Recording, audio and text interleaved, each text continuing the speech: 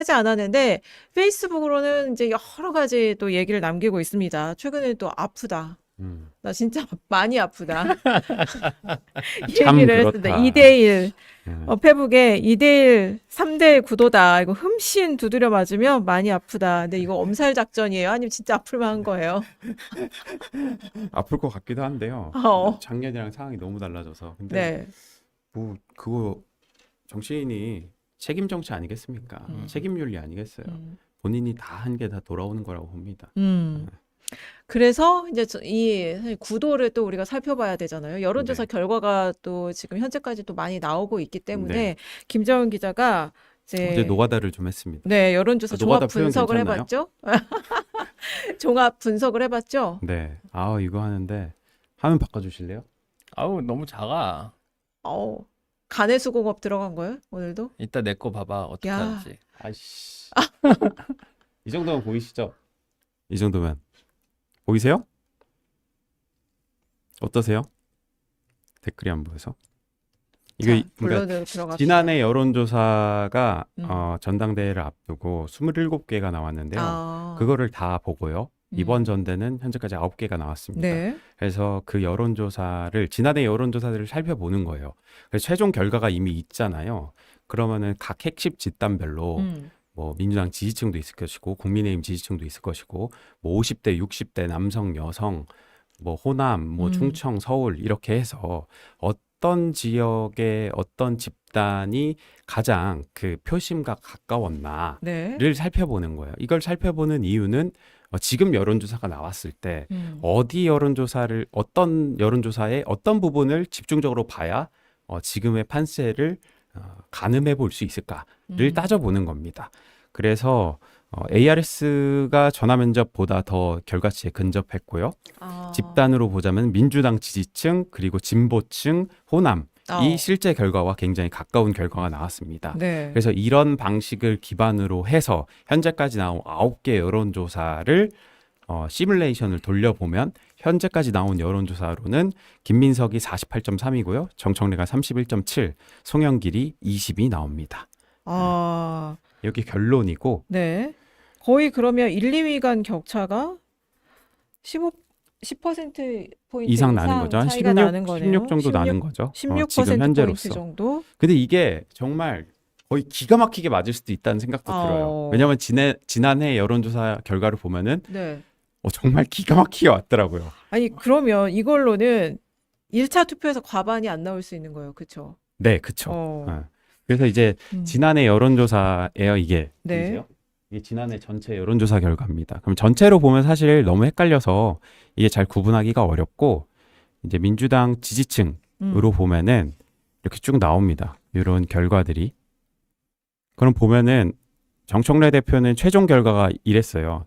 권리당원에서 66.47, 박찬대는 33.53을 받았는데 평균치로 이 여론조사를 딱 매겨보면은 52.56이 나오고 34.45가 나옵니다. 근데 이거를요, 모름을 이렇게 제외하잖아요. 그럼 굉장히 이게 벌어지거든요, 격차가. 표준화. 그러면서 국민 여론을 넣으면요, 이게 국민 여론조사 결과였어요. 네. 그럼 거의 이거 보십시오, 이거. 최종 결과 와 거의 지금 흡사하게, 0. 몇 프로 차이로 지금 격차가 벌어지잖아요. 네. 그래서 민주당 지지층으로 했을 때는 권리당원 표심까지는 아니지만 국민 여론조사는 민주당 무당층이죠. 그 결과와 굉장히 상당히 유사한 결과가 나오는 게 확인이 된다라고 볼 수 있는 겁니다. 그래서 요거는 이렇게 보셔도 돼요. 그러니까 진보층으로 따지면은 진보층도 거의 유사하죠. 보면 거의 유사하잖아요. 진보층도. 지금 실제 결과와 여론조사 결과를 종합했을 때 굉장히 비슷한 결과가 나와요. 그리고 호남도 비슷합니다. 기가 막히죠, 정말. 그리고 근데 이거 서울 이런 걸로 하면 이렇게 안 맞은 거예요. 그 부분을 좀 확대를 하면 보시는 분들이 더 편할 것 같은데. 그래요? 그렇게는 안 되는데. 거기는 안 돼요. 네. 여기가 이제 평균치인데 서울로 찍으면은 봐봐요. 이게 갑자기 확 떨어지잖아요. 네. 게다가 이제 모름까지 포함하면은 이게 더 또 맞추기가 어려워집니다. 그리고 그러면 보시면 이런 시뮬레이션을 해본 결과 올해에도 적용을 하면 네. 그걸 할 건데 그거는 일단 이걸 좀 파악해 봐야 되는 게 네. 일단 여론조사 꽃이 제일 조사를 많이 했더라고요. 그래서 여기 초록색 선 보이시나요? 작년에 원래는 전당대회를 순회 경선을 충청 갔다, 영남 갔다, 호남 갔다, 경기 인천 갔다 8월 2일에 마무리를 하기로 했어요. 근데 충청 갔다, 영남 갔다가 이날 이제 비가 너무 와가지고 폭우 때문에 맞아, 맞아. 원샷을 하기로 네. 해가지고 경기 인천 호남이 취소되고 마지막에 발표했거든요. 네. 그래서 실질적으로 우리가 지난해 그 전대에서 발표된 걸 보면은 2번, 3번, 그러니까 7월 19일 발표되고 20일 이때 발표된 것밖에 없었습니다. 아, 이때 결과는 한 6대 4 정도가 나왔었어요. 이때 결과가. 근데 이거 보실래요? 6이 이제 정청래 네. 후보, 4가 박찬대 후보. 이렇게 보면은 서울이 아니죠. 민주당 지지층으로 놓고 봐야 되거든요. 보십시오. 요 격차를 보시면 돼요. 요것과 요것의 격차. 요것과 요것의 격차. 요것과 요것의 격차. 이때가 발표된 거예요. 2번, 3번 때 그러니까 7월 19일, 20일 발표되고 이 격차가 6대 4로 발표되니까 이게 이렇게 변하는 겁니다. 보이세요? 쏠림이 늘어나는 나타나. 거죠. 그러니까 결과가 나오기 때문에. 이때 박찬대를 아마 지지했던 분들이 있겠으나 이 표들이 정청래로 이동한다는 거예요. 대세의 흐름이 굉장히 반영이 된다. 아. 왜냐하면 모름은 거의 동일합니다. 모름은 계속 10 정도가 계속 유지돼요.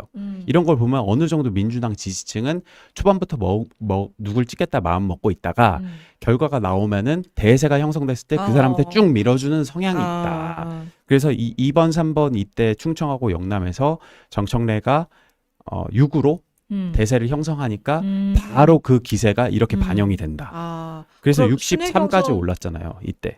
이게 순서가 영향이 있다는 거네요. 그쵸. 당연히 그러니까 있죠. 순회 경선 결과가 밴드웨건 효과를 만들 정도로 원사이드하게 나왔을 때는 그때는 이런 판이 벌어진다라고 아. 보면 될 것 같아요.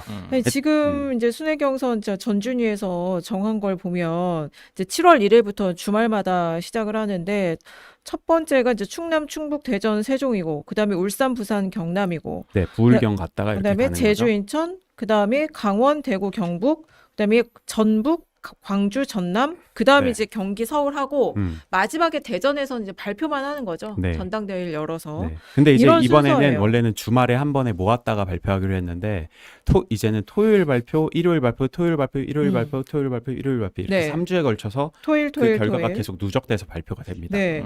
아니 그러면 첫 번째가 충남, 충북, 대전, 세종인데 네. 그 중요하겠네요. 결과가 어떻게 될지가 또 궁금하잖아요. 이 결과가 정말 중요하겠네요. 네. 이거를 다 이것도 여론조사가 있습니다. 그것도 이제 좀 이따가 같이 얘기할 텐데 그러면은 이제 지금은 어떻게 봐야 되느냐 이거를 네. 여론조사 9개가 나왔었잖아요. 그러면 아까 얘기했죠. 그래서 전화 면접보다는 ARS가 더 적합하다고 했죠. ARS 눌러요. 그 다음에 민주당 지지층이 굉장히 적합하다고 했죠. 민주당 지지층 눌러요. 그럼 여론조사 기간 여러 개인데 어쨌거나 이렇게 보면은 대강의 지금 흐름은 이렇게 되고 있다. 김민석 40 읽어주세요. 김민석 43.8, 정청래 25.4, 송영길 15.0, 모름은 8.7인데요. 여기서 모름을 없애버릴 제외하고. 경우에는 김민석이 48로 올라옵니다. 정청래는 27.8, 그리고 송영길은 16.4. 이게 실제 이렇게 되면 여기가 이게 다시 성지가 되는 거예요. 성지가 되는 건데 잘 보십시오. 지금 요 정도가 나왔을 때 결과치가 그래픽 보시면 김민석 위에 쭉 올라가고 있잖아요. 그러면은 지난해는 어땠을까? 지난해를 한번 보십시오. 지난해를 한번 넘어가 볼까요? 전체 기간으로 ARS 놓고 봅시다. 지난해 보십시오. 지난해도 정청래가 ARS 민주당 지지층에서 시작부터 굉장한 격차를 벌리면서 우세를 보였습니다. 50%가 넘을 정도였어요. 그리고 이 기세가 이때 나온 결과가 이 최종 결과와 크게 다르지 않다는 거예요. 현재로서. 그러면 지금 시점 1위가 중요하네요. 그렇죠. 그러니까 이 판세가 큰 변수가 없다라면 물론 이제 3인 경선이기 때문에 이번에는 조금 다른 변수가 있긴 하지만 이때 처음에 예비 후보를 등록하기 전에 나왔던 결과가 사실 끝까지 이어진다라고 보셔도 굉장히 무방할 것 같아요. 그래서 지금 보면은 요런 상황이다. 라고 보시면 됐고 충청권은 근데 애매한 것은 이제 충청권을 보잖아요. 충청권에서는 굉장히 이제 혼조세를 보이고 있습니다. 음. 그래서 아마 첫 판에 충청 가잖아요. 그 결과가 생각보다 격차가 벌어지지 않을 수도 있다는 생각은 들어요. 그러니까 충청의 정청래가 5.8, 그리고 네. 김민석이 34.1인데 네. 그래서 충청에 시작을 했나라는 생각이 시작을 딱 들더라고요. 하면은 거기서 시작한 게 먼저 까지고 그러면 아. 별로 차이가 없으니까 그치. 이제 정청래 전 대표를 이제 지지하는 당원들은 오히려 붐업이 어. 되는 거고 그런 게 있을 것 해볼만 같아. 하다 그러니까, 하고 이제 더 어. 찍을 수 있다. 그러니까 이렇게 현재 여론조사 생각할 수 있는. 결과로서는 충청 첫 판이 벌어졌을 아. 때 김민석과 정청래 격차가 그렇게 벌어지지 않고 음. 아슬아슬하게 김민석이 이기거나 비슷하거나 정청래가 아슬아슬하게 음. 이기거나 음. 이런 판이 펼쳐질 수 있다. 근데 사실 뭐 김민석 후보를 지지하는 쪽에서도 그럴 수 있는 거죠. 표가 오히려 더 결집될 수 있는 거죠. 네. 이렇게 근데 격차가 아까 얘기했듯이 저번에는 네. 지난해는 결과가 맨 처음 발표됐을 때 그 결과가 어떤 확연한 격차를 만들어낸 6대 4의 결과가 나왔잖아요. 네. 그러고 나서 표심도 그 영향을 받아서 쫙 갈라졌단 말이에요. 더. 근데 이번에는 만약에 충청 첫 판을 깠는데 비슷하게 나온다라고 했을 때는 또 다른 결과가 이어질 수도 있는 거죠. 아. 예. 그래서 영향은 있겠으나 네. 결과에 따라서 조금 지난해와 달라질 수 있다. 충청 까고 부울경 까잖아요. 네. 부울경도 사실 정청래 대표가 앞서고 있습니다. 오. 오. 그래서 근데 이거는 부울경에 국힘도 들어가고 민주당도 들어가고 다 들어가는 거잖아요. 부울경 민주당 지지층이 아니기 때문에 이것과 동일한 결과는 나오지 않을 거예요. 근데 어쨌거나 비슷한 수준에서 나올 수 있다라는 생각이 들어요. 그러니까 지난번에 여론조사를 봤을 때 결과가 크게 다르지 않기 때문에 어쨌거나 중요한 것은 현재로서는 민주당 지지층의 결과. 이것은 김민석 48, 정청래 27.8, 송영길 16.4. 이 결과가 지난해에는 크게 달라지지 않았기 때문에 그러니까 20점 여론조사 결과가 네, 최종 20점 결과와? ARS 민주당 지지층으로 봤을 때 모름을 빼면은 그게 아까 거의 국민 여론조사 결과와 네. 상당수 0. 몇 퍼센트 포인트까지 맞추잖아요. 네. 그런 걸 보면 지금 결과가 최종 결과와 변수가 크게 없는 한 그대로 유지될 가능성이 굉장히 커진다라고 볼 수 있는 거죠. 제가 추측하는 게 아니라 여론조사 결과를 네. 봤을 때.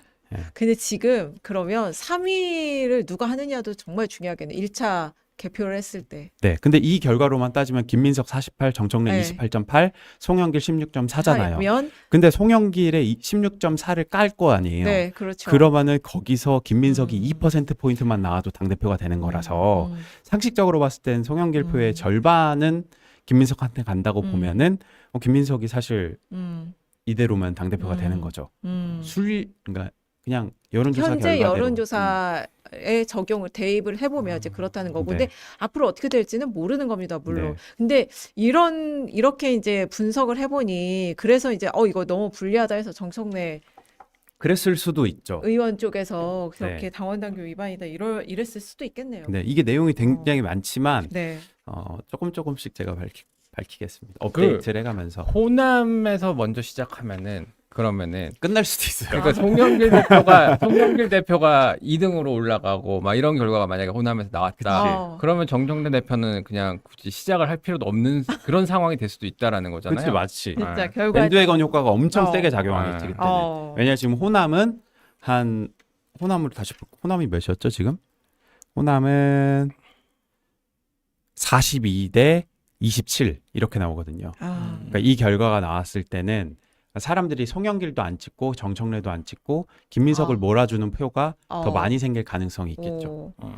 그럼 요 자료는 앞으로 계속 이제 업데이트 할 겁니까? 네. 아, 그래서 최종 업데이트해서? 한번 맞춰봐야죠. 그래서 8.17 전당대회까지 네, 이제 작년 여론조사하고도 비교를 해보고 네. 그 여론조사가 추가로 업데이트되면 그 계속 또 업데이트 조합을 해가지고 해서 이제 메타 분석을 해보고 이럴 거예요. 그래서 여러분, 그러니까 8.17 더불어민주당 전당대회 날까지 이제 여론조사 그 최종 결과 어떻게 될까? 후보들 그 작년 여론조사하고는 어떻게 그 달라졌나 비슷하게 갈까? 이거 비교해 보시려면 김정현 기자, 그러니까 이슈 전파사의 여의도 브라더스 보시면 되고요. 또 그리고 이